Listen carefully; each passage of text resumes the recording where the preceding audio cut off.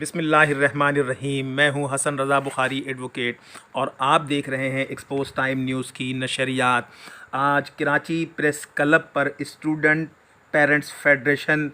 के सरबराहों का एक खुसूसी इजलास कराची प्रेस क्लब में मुनक्किद हुआ। इस प्रेस क्लब में एहतजाज में नदीम मिर्ज़ा, नासिर रिजवान ख़ान एडवोकेट व दीगर मुकर्ररीन ने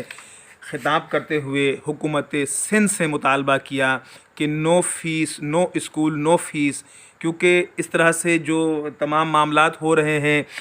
कि तलबा से, वालदैन से फ़ीस तो वसूल की जा रही है लेकिन स्कूल नहीं चल रहा है, तो लिहाजा हम हुकूमत वक्त से मुतालबा करते हैं कि तमाम वालदैन से जो फ़ीस वसूली की जा रही है इस पर कार्रवाई की जाए, क्योंकि जब स्कूल नहीं चल रहा है तो वालदैन और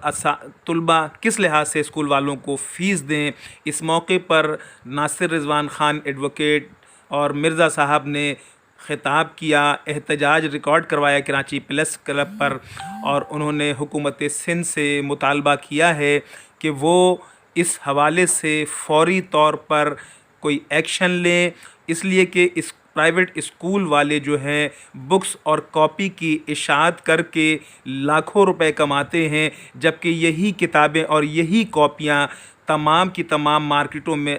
तकरीबन 30 से 35% में मिल जाती है, जबकि ये लोग 100% रकम वसूल कर रहे हैं और लाखों रुपए कमा रहे हैं। तो इस मौके पर उन्होंने मुतालबा किया कि हुकूमत इन तमाम पहलुओं पर नज़र रखते हुए जो इमरान ख़ान का विज़न है कि एक मुल्क एक निज़ाम तालीम होना चाहिए, तो यहाँ भी एक निज़ाम तालीम मुकर्रर किया जाए और प्राइवेट स्कूल वालों को इन तमाम कार्रवाइयों से रोका जाए ताकि तलबा और पेरेंट्स को सुकून की सांस लेने में आसानी हो। मैं हूँ हसन रज़ा बुखारी एडवोकेट।